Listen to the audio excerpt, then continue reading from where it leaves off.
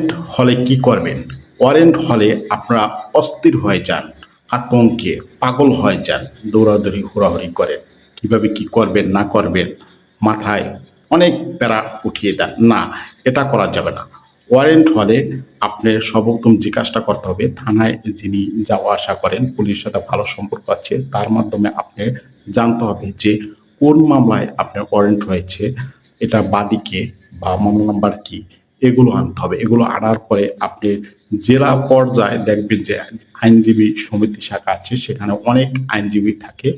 এই মামলা নাম্বার নিয়ে তার সাথে আলাপ, তাদের যেকোনো ভালো একজনের সাথে আলাপ করতে হবে। আলাপ করে তারপরে আপনার বিজ্ঞ আদালতে হাজির হয় এই আইনজীবী মহোদয় বা আইনজীবী সাহেবই আপনাকে হাজির করবেন। মুখ করে বিজ্ঞ আদালতে হাজির হলে আপনি জামিন হয়ে যাবেন।